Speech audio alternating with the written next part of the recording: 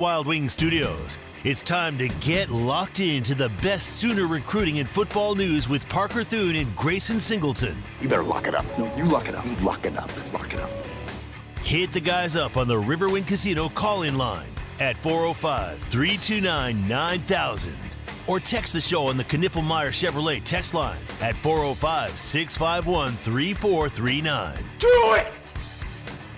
Just do it! Now, with Locked In, here's Parker Thune and Grayson Singleton.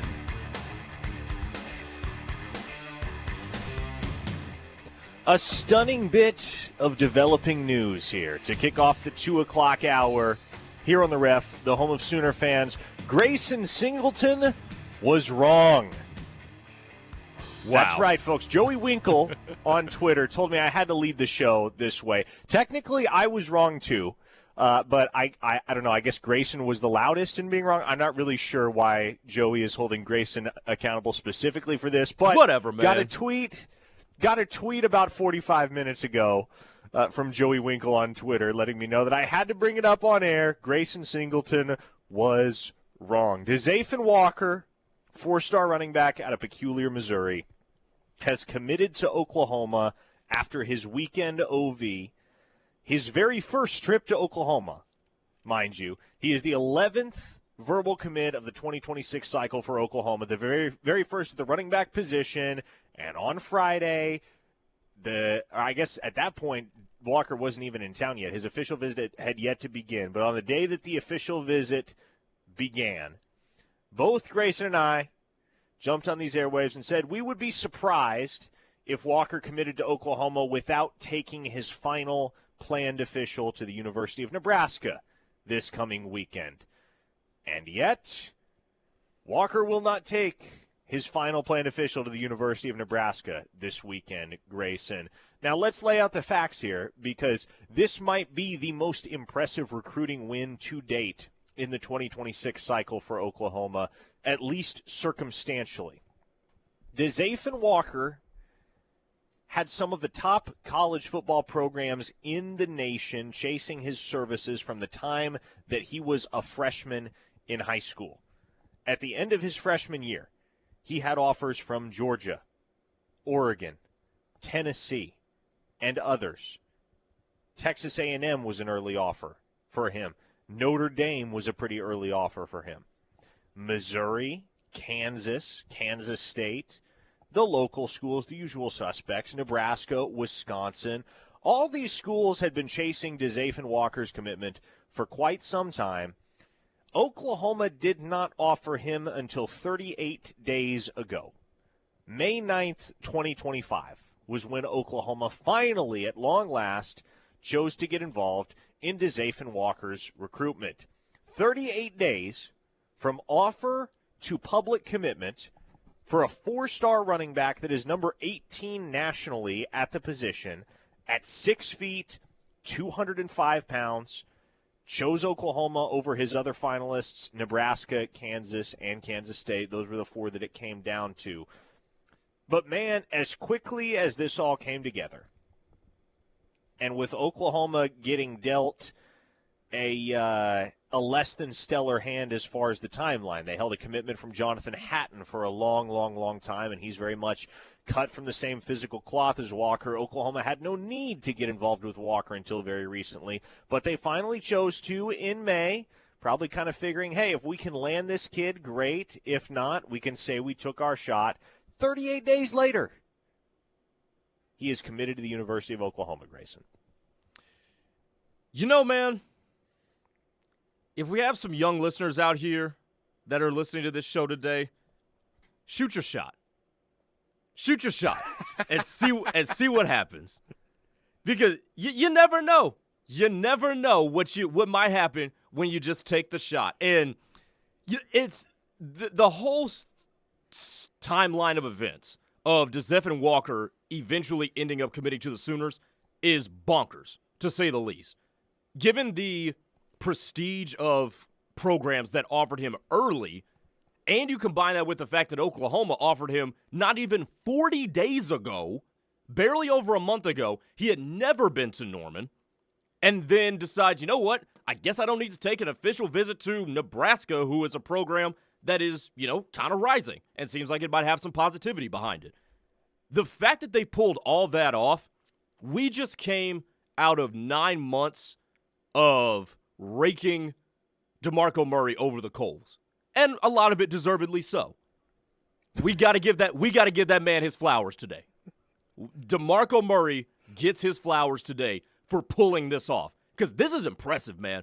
This is highly, highly impressive with what he just did, given that he beat other schools out that are, in the neighborhood of where DeZephen Walker's from, given the programs that had been at the forefront of his recruit, Kansas State, Nebraska, that's nothing to sneeze about. The fact that he pulled this off in the timeline that he did is nothing short of spectacular.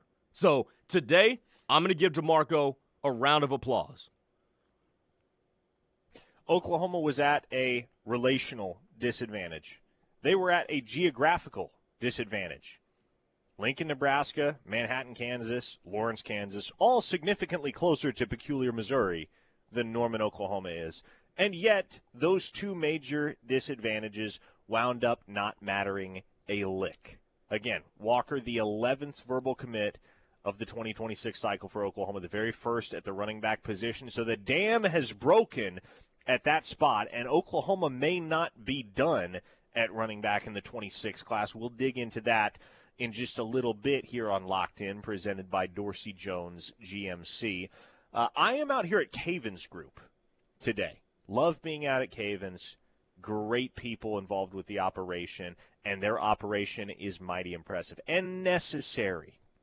Cavens Disaster Response Group deals with fire damage, crime scene cleanup, storm damage, mold, water, hazmat and bio cleanup, and so much more. 24/7, 365 emergency services. If you're here in the OKC area, 405-573-3048 is the number you're going to need to call if you are affected by any of those things that I just listed off, which this time of year, storm damage is going to come into play for a lot of Oklahomans. Cavens is on the case, 405-573-3048, or their 24/7, 365 emergency response hotline, 1-800-594-4437. And every time you call Cavens, somebody that actually works for the company here locally is going to answer the phone. So, very glad to be out at Cavens. Very glad to get to interact with all of you today on the Knippelmeyer Chevrolet text line. 405-651-3439 is how you chime in. If you have thoughts, questions, opinions, anything with which you want to weigh in throughout the program. Some of y'all just insist on being willfully miserable. I can't understand it. Again, Oklahoma just landed a top 20 national recruit at a very important offensive skill position. And I tweeted it out about an hour ago, Grayson. And the very first reply in my comments is, meh. Really? Can some of you just allow yourselves to be happy? What will make you happy? No, they cannot.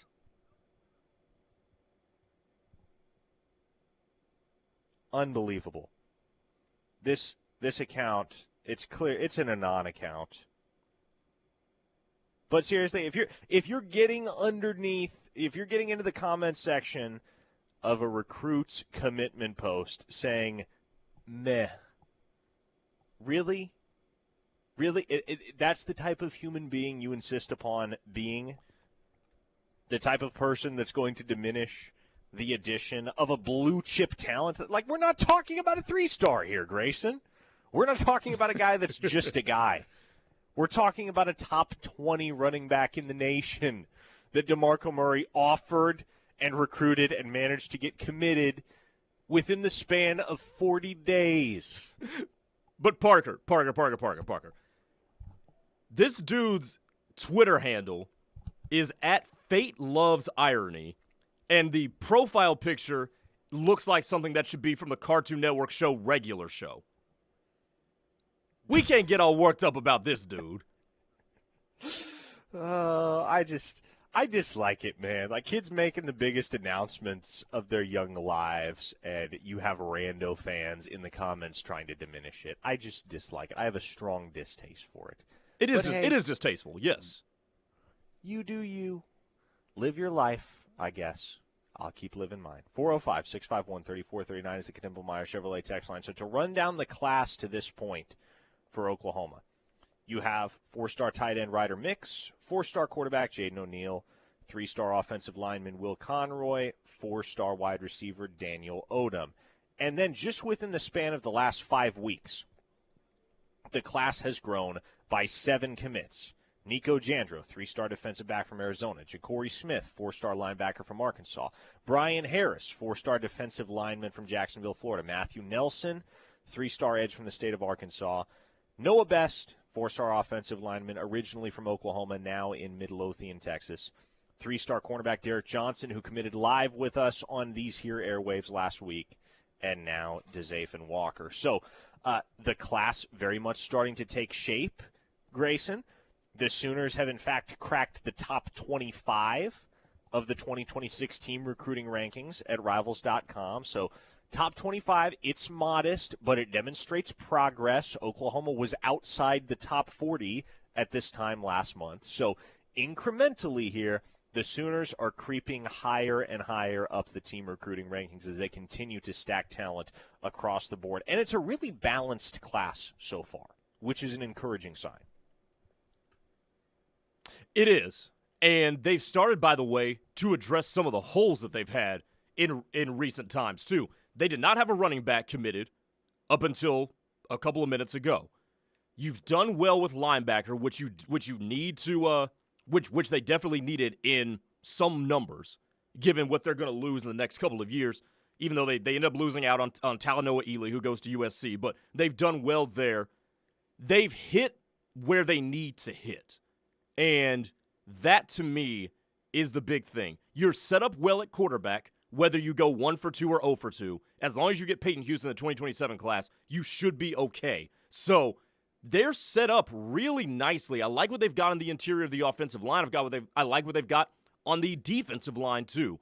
So balance would be the word that I use for this class as everything just continues to come together. I mean, again, they really have gotten pretty much one of everything. It's like Noah's Ark looking at this class. Of course, Noah's Ark had 2 of everything, but you get the parallel. You have a quarterback, you have a running back, you have a wide receiver, you have a tight end, you have 2 offensive linemen, you have a defensive end and a defensive tackle, you have a linebacker, you have a cornerback, you have a safety. The Sooners have literally one of everything in this class thus far, Grayson, and the only position at which they have doubled up to this point is offensive line. So certainly it doesn't feel like a class that has rounded into its final form yet. It's still getting there. The Champ U barbecue this weekend is going to be a big step towards making that happen for Oklahoma. But in terms of this cycle's nucleus, this class's nucleus for Oklahoma, it's about as balanced as you could possibly hope it could be. To the Knippelmeyer Chevrolet text line at 405-651-3439. Jason from Miami says, those people will never be happy. Reese in San Antonio says, you have already given that person way too much time. Probably so. Postal Sooner says, guys, our counter to what you were saying is DeMarco brought in the number 1 back in the nation last year, and everyone at your network all thought he was leaving after 1 season. We just want DeMarco to find a consistent running back. That kind of highlights the point that I just made. Like, can we just be happy about DeZephen Walker committing, at least for a few minutes? Like, for one day, can we just be happy about DeZephen Walker committing? And then maybe tomorrow we shift the conversation to, well, what's DeMarco going to do with him? Which is a fair conversation to have. Absolutely. Is it a conversation for today, though? No, not in my mind. Today, the lead story should be, you offered a guy 30 whatever days ago, you got him committed just 48 hours after he left the town on his first ever trip. That should be the lead story. Sooner Judge says, we want a consistent rotation too. Let's talk about this tomorrow, Sooner Judge. Let's talk about this tomorrow. Kyle from Salisaw says, if people knew we had a better average of commit ranking than Texas, people would sit down and shut up. This class is far from over and will end up top 8 if the year plays out the way we as fans want it to play out. And that, I think, Grayson, underscores a reality that probably hasn't been talked about enough. And that is that I don't know that Oklahoma is going to go into this fall done with the 2026 recruiting class. I don't know if that is by design. I don't know if Oklahoma, whereas in years past, you want to get the overwhelming majority of your class completely locked in before the season rolls around so as to minimize any semblance of change, shifting of the sands, whether positive or negative with the class. I think Oklahoma's going to go into 2025. We're in the 2026 cycle. But as Oklahoma moves into the 2025 football season, I think they're going to keep a couple of spots open. And maybe not necessarily at a specific position, just kind of reserve a couple of spots in general, with the knowledge that if this team can string together some wins, can put together a strong campaign on the football field, there may be guys that were considering Oklahoma earlier in their recruitment, but were turned off by the lack of recent success, 6-7 in 2 out of the last 3 years, that may be tempted or in fact convinced to circle back around and jump on board with Oklahoma if they see the Sooners win some games on the football field. I can agree with that. I think this fall, in terms of the 2026 class, has very boom or bust potential, with the upside being exactly what you just laid out, and the downside being, well, y'all can figure that out. Y'all, you know what I'm alluding to with that. So, in that regard, I do think it is pretty prudent to leave a spot or two open. Now, does that guarantee you, like, if you win 9 games and go to a good bowl game and maybe win that, does that guarantee you somebody comes over? Not necessarily, but it leaves open the potential and the option for you to land somebody else. So I think that's a very smart and prudent move by them if they so do that, and if they do so on purpose. The Sooners had one high school official visitor on campus over the weekend, and they did the job, and then some, landing a commitment from DeZephen Walker earlier today, the 4-star running back out of Peculiar, Missouri. They also had a junior college official visitor in town over the weekend. Let's discuss that and much more from the OU recruiting scene on the other side. Let's hit a quick break, hear from our sponsors. We'll be back here on Locked In, presented by Dorsey Jones GMC. Keep it here on the Ref, the home of Sooner fans. Hi, folks. This is Larry Knippelmeyer here at Knippelmeyer Chevrolet in Blanchard, USA. Conveniently located just 15 minutes south of Oklahoma City and 10 minutes west of Norman. With all the talk of inflation, market crashes, and tariffs, it's no wonder we're all afraid to make that new vehicle purchase. Now, with that being said, there will probably never be a better time to purchase your new Chevrolet at Knippelmeyer Chevrolet. No price increase or tariffs on our huge selection of in-stock vehicles. Pickups, SUVs, cars, and even Corvettes, all marked down and ready to sell. Interest rates are good, used vehicle trade-ins are high, and rebates and incentives are back on most new Chevrolets. So hop in that old vehicle and come see us at Knippelmeyer Chevrolet in Blanchard, where nobody beats our deal. Or give us a call at 405-485-3333, or catch us on the web at knippelmeyer.com. Chevrolet, together let's drive. Do you like to stand out in a crowd while wearing the best in OU apparel? The Jimmy Austin Pro Shop carries the best brands you can wear to work or even dress up events. Lines such as Lululemon, Travis Mathew, FootJoy, Greg Norman, Grayson, or Turtleson with the OU and Jimmy Austin logo are sure to catch everyone's eye. You don't have to be a golfer to shop at Jimmy Austin. They also do corporate special orders for you and your company. Call them today, 405-325-6716, or visit theougolfclub.com for more information. Springtime in Oklahoma means a near constant threat of severe weather and prolonged time without electricity. Before the storm hits, we encourage OEC members to download the My OEC mobile app and turn on outage text notifications, so you can be confident that when your power goes out, so do we. Visit okcoop.org/outage center for storm prep tips, a real-time outage map, live updates, and more. At OEC, safe and reliable power is our mission. What are you waiting for? If you're anything like me, that question keeps you up at night. So don't wait for someone else's green light. Do the things you love right now at Moore Norman Tech. We'll get you out of the classroom and into the real world with hands-on experience in whatever feeds your fire. So get after it. Oklahoma needs more doers, and doers don't wait. Moore Norman Tech, powered by Oklahoma Career Tech. Tired of feeling pressured by salespeople when shopping for auto insurance? At Right Way Insurance, there's no hard sell, just a clear, straightforward approach. We work with multiple insurance companies to give you the best options and rates with no gimmicks. You'll get the right coverage tailored to your needs, all while avoiding hidden fees and confusing policies. So if you're ready for a better experience with auto insurance, visit rightwayinsuranceok.com or call 405-607-6014 for your free quote today. Right Way Insurance, no pressure, just the right insurance for you. Change is coming, Ref Army. From the voice of the Sooners on the rush every day for the triple option. We've landed on the triple option, and I'm excited. To the Plank Show, taking over your morning drive from 6 to 9. Every single radio person, what they want to do is they want to do a morning show. And the addition of Darinoka from 9 to noon. While remembering that Oklahoma is top dog, I want to bring an SEC perspective. Whether it's yesterday, today, or tomorrow, no one covers the Sooners like we do. The Ref Sports Radio Network.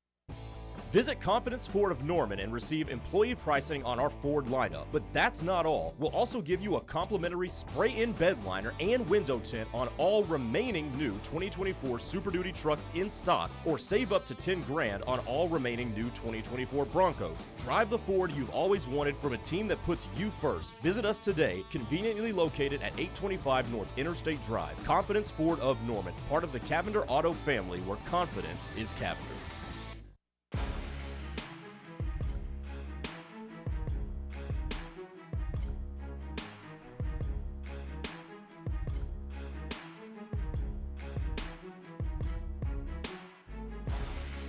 Locked In rolls on here on the Ref. The Home of Sooner fans, Parker Thune, alongside Grayson Singleton. If you missed the news at the top of the hour, DeZephen Walker, 4-star running back out of Peculiar, Missouri, has committed to Oklahoma, becoming the program's 11th commit of the 2026 cycle. And the other official visitor that OU had in town over the weekend, Grayson, is a guy that we spent a good deal of time talking about last week, because it's just a very interesting, unique situation here all around. Josiah Jefferson, 3-star tight end out of Southwestern Community College in Chula Vista, California, was the other official visitor besides Walker this weekend at Oklahoma. And, well, there's reason to feel pretty good about where Oklahoma sits in the recruitment of Josiah Jefferson, in no small part due to the fact that he is the younger brother of former Oklahoma all-conference safety and current NFL veteran Tony Jefferson. So, familial connection there. He was on an official visit to Arizona the weekend prior to last. He is scheduled for an official visit to Utah this coming weekend, but Oklahoma fell right in between those two Big 12 official visits for Josiah Jefferson. And obviously the second OU got involved, I think the consensus opinion was that they were going to be the leader in the clubhouse, and it would be difficult for them not to wind up with his services.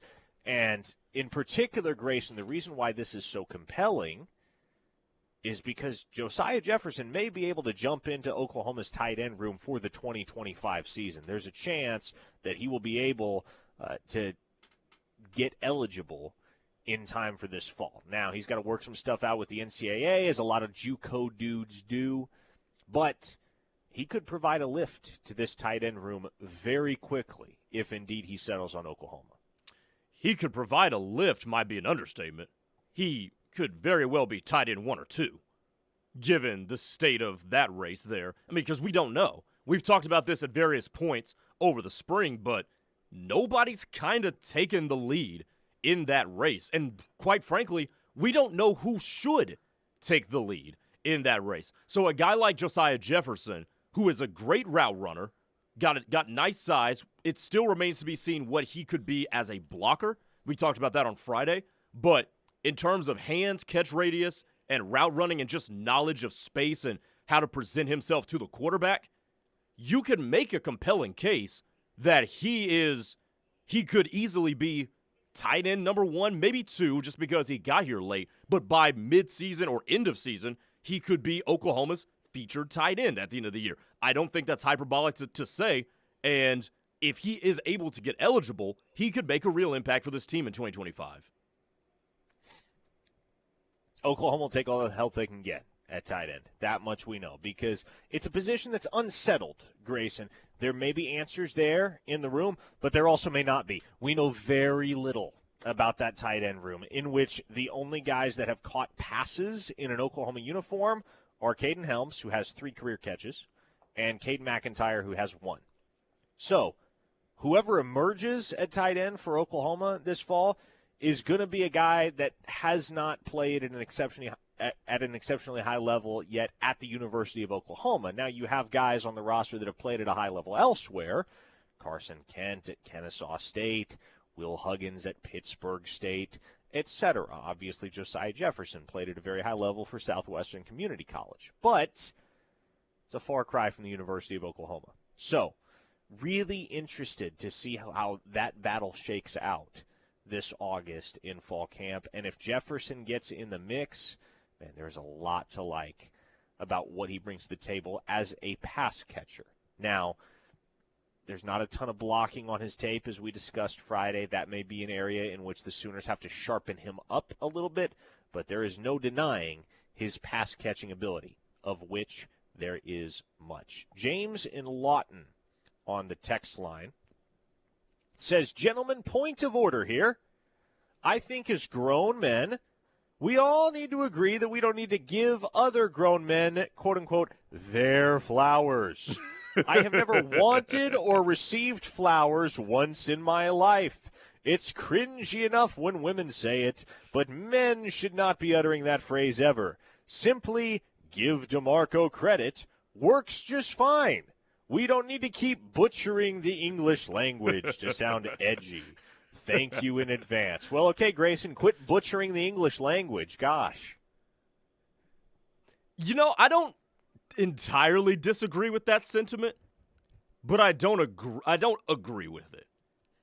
I can see where you're going with that. I still think it is something as grown men that we can say. But at the same time, especially because giving somebody their flowers in this sense is proverbial. So it's not literal, but that is a hilarious take. I will not be ordering DeMarco a bouquet from 1-800-Flowers.com to have delivered to the Switzer Center today. Yes, there will be no flowers by DeMarco's office that says from Grayson on them. Oh my goodness.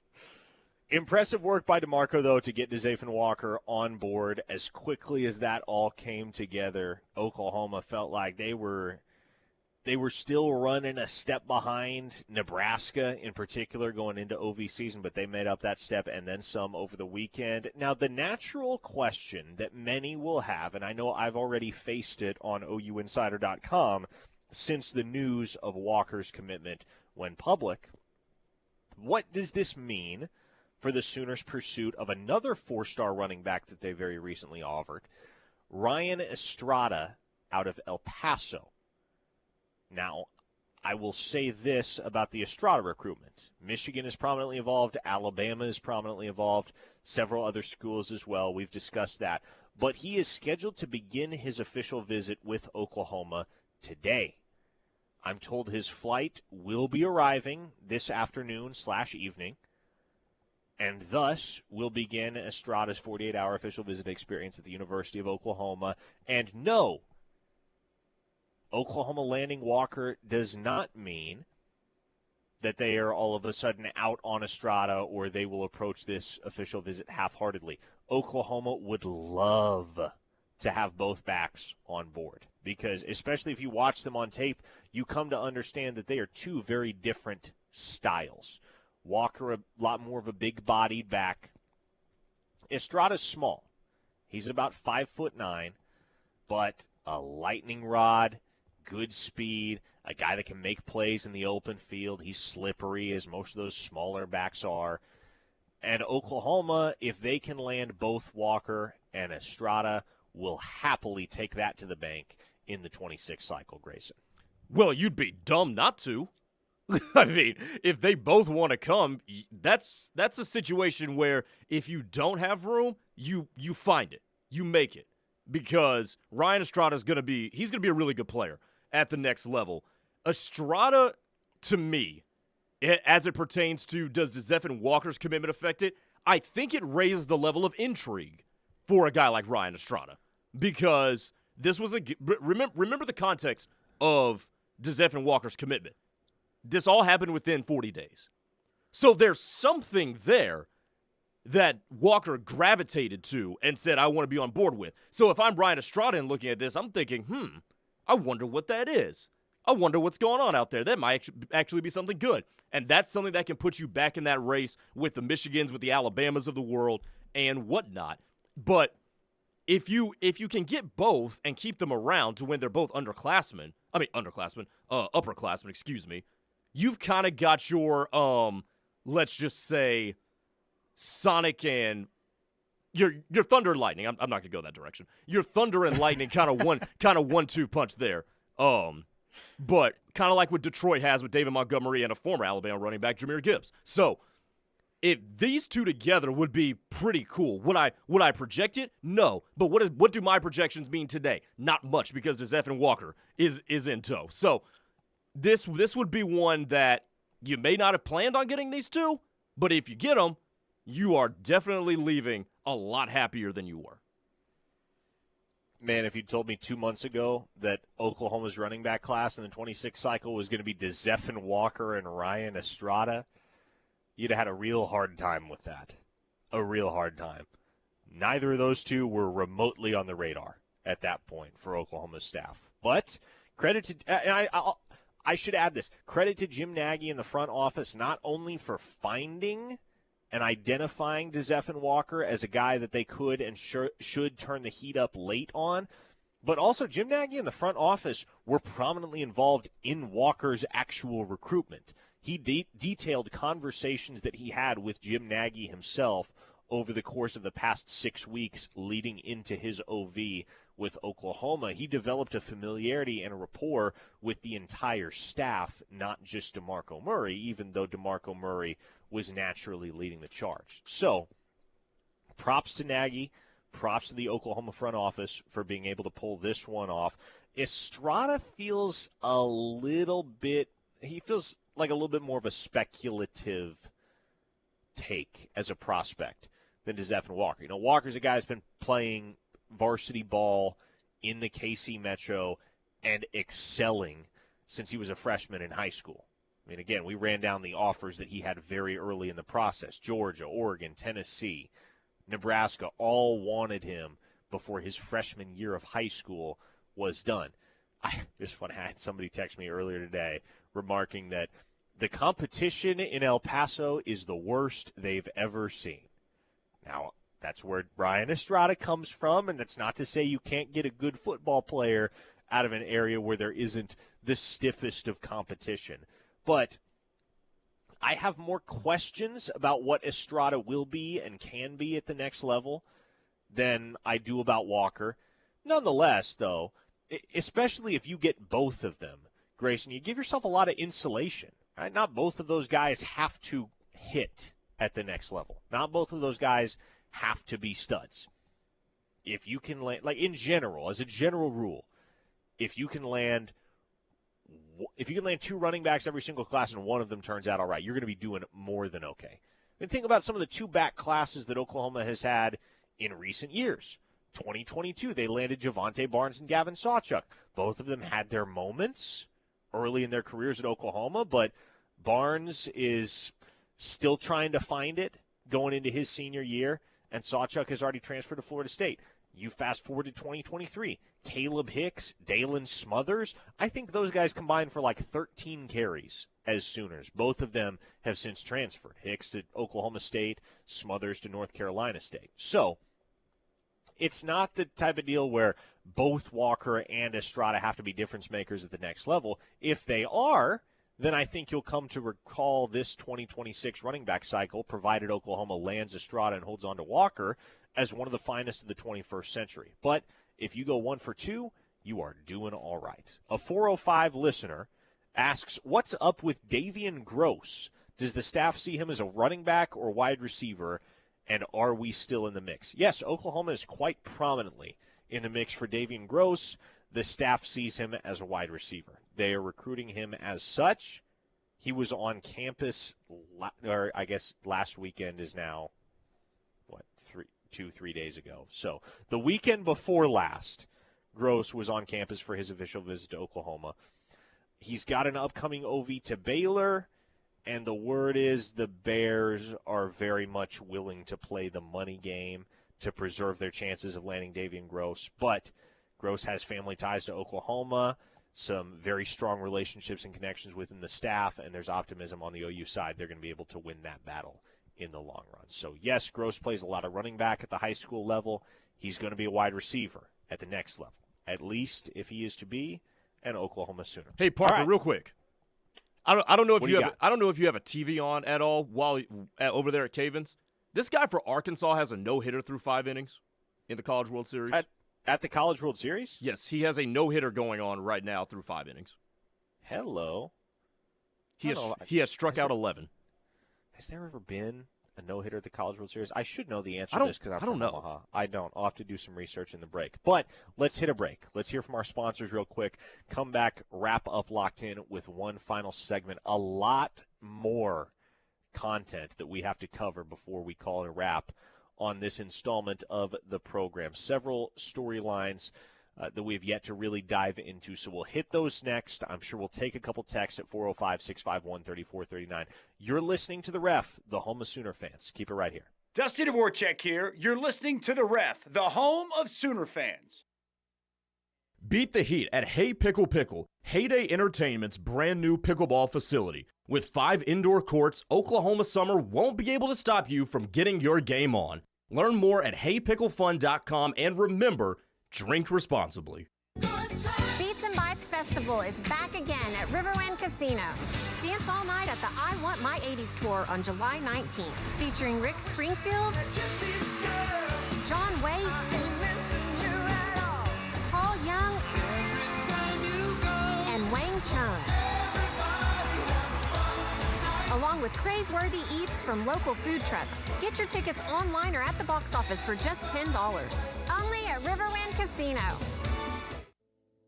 Illicit fentanyl is the deadliest drug threat that our nation has ever experienced. It has killed hundreds of thousands. Many of its victims didn't even know they were getting fentanyl. Such a tragedy. This is Robert De Niro. One of those tragic deaths was my beautiful grandson, Leo. He was just 19 years old. Fentanyl doesn't care, but you do. Join us in the fight against fentanyl. Find us online at ladrfoundation.org. That twinge in your knee isn't going to wait until Monday, and neither do we. At Orthostat, we've expanded, so you get better hours, better facilities, and the same great care. Open 8 a.m. to 8 p.m., 7 days a week.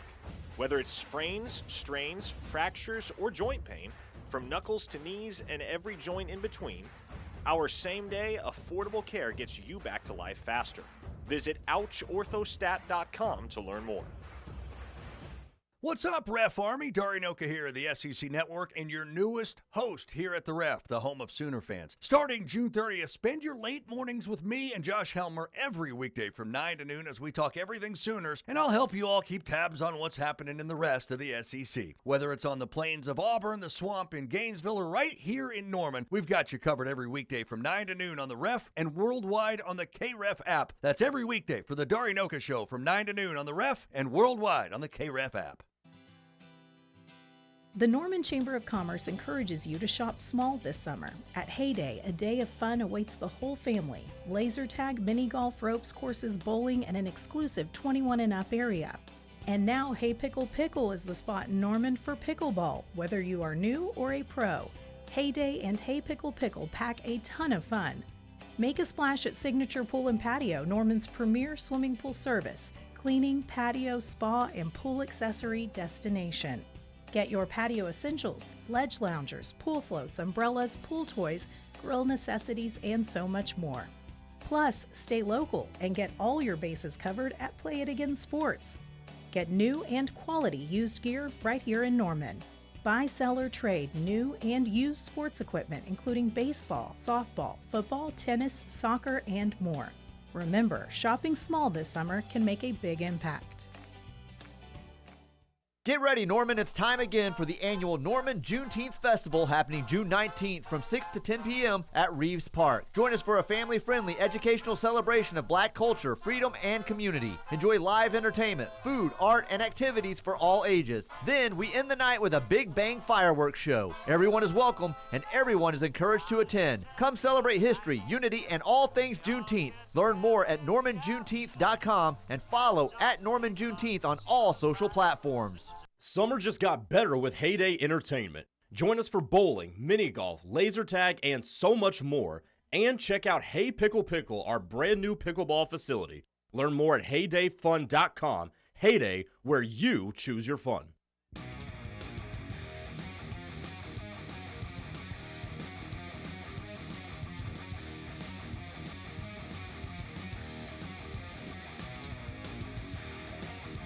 Final segment of Locked In here on a Monday. Parker Thune and Grayson Singleton with you.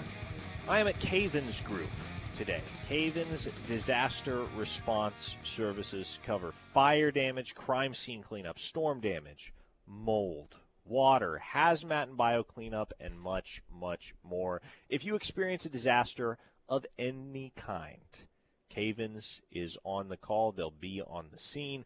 24/7, 365 emergency services. Gary and his crew work round the clock for you here in Oklahoma and across the greater region as well. They serve Texas, they serve Arkansas, they serve Kansas. I believe they serve Missouri as well. So, Caven's, you're going to want to save the number in your phone, as Steely always says, and he's right, because you want to be able to call the number immediately in the event of an emergency. 405-573-3048 if you're here in the OKC metro area, or their 24/7 disaster hotline is 1-800-594-4437. Somebody that works here locally for Caven's Group is always going to answer the phone when you call. The Knippelmeyer Chevrolet text line is 405-651-3439. Let's talk about a couple things, couple storylines here as we wrap up, Grayson. First, there was an Oklahoma commit that took an official visit elsewhere this weekend. And no, I'm not referring to Jaden O'Neal, who actually is currently on campus with Florida State for his OV down in Tallahassee. So that's going to be a situation to monitor. But this was quiet. This snuck by me at first. I only became aware of it yesterday evening and have been working to glean some clarity on what the reality of the situation is here. But Will Conroy, longtime Oklahoma offensive line commit, chronologically the third commit in the 2026 cycle for Oklahoma, following only Ryder Mix and Jaden O'Neal, both of whom committed last June. Will Conroy's been committed since December. He very quietly went to the University of North Carolina for an official visit over the weekend. Now, from everything I know, he's still not only committed to Oklahoma, but scheduled for his OV to Oklahoma this weekend, where he and four-star defensive line commit Brian Harris are going to try and help recruit IMG Academy four-star defensive end Jake Krell to OU. But I mean, it's not the type of thing you enjoy seeing. Oh, one of our commits is off visiting another school. Whenever it happens, less than ideal. So, what are the chances? I think now the question that goes through everybody's mind is, what are the chances they lose him? Or what kind of thinking is he taking in terms of taking another official visit? Do you have an answer to that regard? Well, North Carolina offered him, I want to say back in January, maybe February. He was a pretty early offer for Bill Belichick and North Carolina, and that obviously made him feel like it's Bill Belichick, and he knows that, and he's cognizant of that. If Bill Belichick wants you, you're going to give him a look. I don't fault the kid for going to North Carolina and checking it out, especially because when he committed to Oklahoma, Bill Belichick wasn't yet the head coach at UNC. Well, he might have been, but it was very, very fresh, and they had not yet gotten involved in the race for Conroy's signature. I am never one to fault a kid for taking all of his visits because you only get to go through this process once. You get free food, you get free flights, you get to stay in nice hotels, like you get to be a VIP. And so again, I'm not the type that's going to begrudge Will Conroy or any other Oklahoma commit for taking other visits. I know it's not something that Brent Venables and his staff love to see, and Brent has said on many an occasion that they're going to recruit as if you are uncommitted as long as you are still taking official visits elsewhere, and so, or unofficial visits elsewhere for that matter. So, the misconception, and I hope this is no longer a misconception, it was for a long time. The misconception is that, Will Conroy's out of the class now. Oklahoma's kicking him into the curb. Not the case. He's still verbally committed. OU will still honor his verbal commitment. OU will still operate as though he is a member of the class. But as long as he is taking visits, and this may be the only one he takes, and that's fine. Like if it's just a one-off, I want to go see what's up with Coach Belichick and UNC and see it in person, okay, fine. Like I'm sure Venables and his staff will gladly let that slide. If he takes more visits, and at this point more visits would have to happen in the fall, then you may see Oklahoma start to make some more evals on the interior offensive line and try to find themselves another center in the 26 class. But for the moment, it reeks of just little more than tourism to me, Grayson. Okay, it's the greatest football coach of this era at any level. I mean, I would go Belichick over Saban in that regard by the slightest of margins. But, yeah, they offered me. I want to go see their campus. If that's Will Conroy's line of thinking, and I haven't had the chance to speak with him directly about it yet, can't and won't fault him for that, but there is no indication at this time that he is going to back off his pledge to Oklahoma. And OU will have the chance this weekend to re-solidify his pledge to the Sooners if that is even necessary. 405-651-3439 on the Knippelmeyer Chevrolet text line. Scary Gary asks, when did BV change his rule? Well, again, Gary, we're talking about what has for the longest time been a misconception. At no point has Brent Venables changed his rule. At no point was Brent Venables telling commits, if you visit another school, you're out of my class.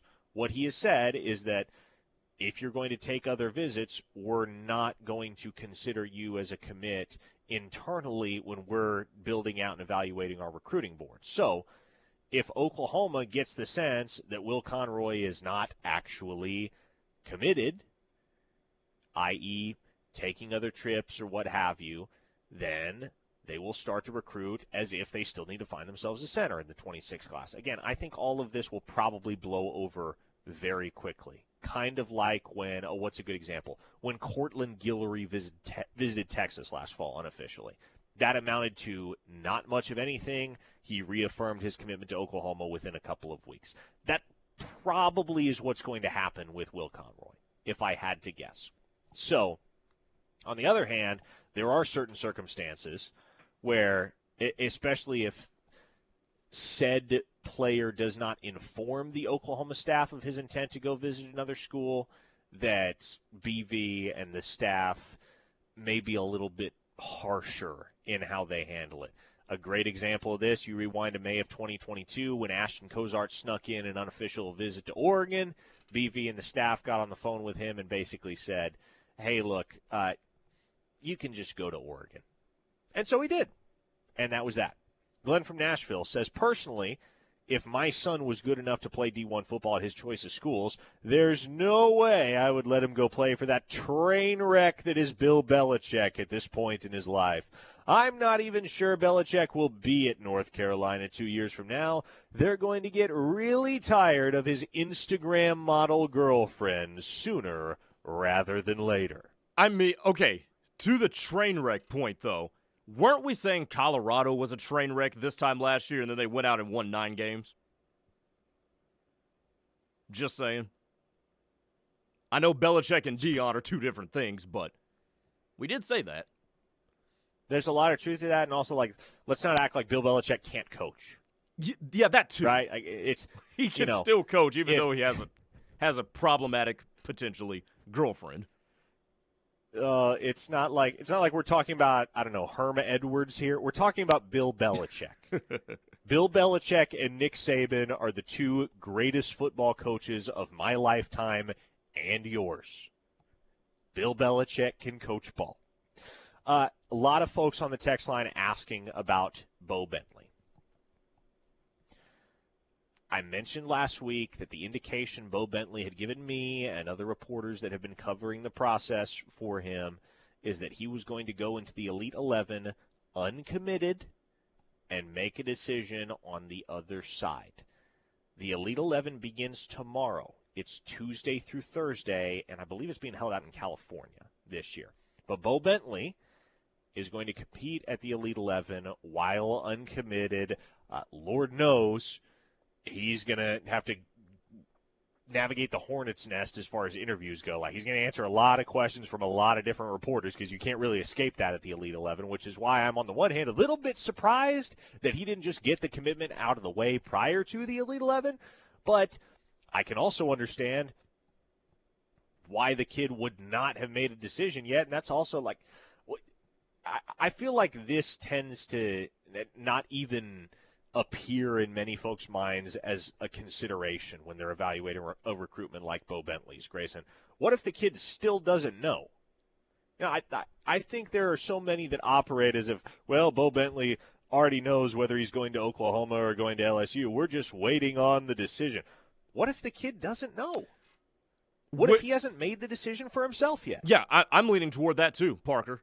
I really am. I just think that he's still undecided, and that's okay. And also at the Elite 11s too, you know who else are going to be there? A lot of other guys who are being targeted by those 2 schools. So maybe he can go there, get some more intel, see what people his own age at his own that are in their same stage of their recruitment are thinking too.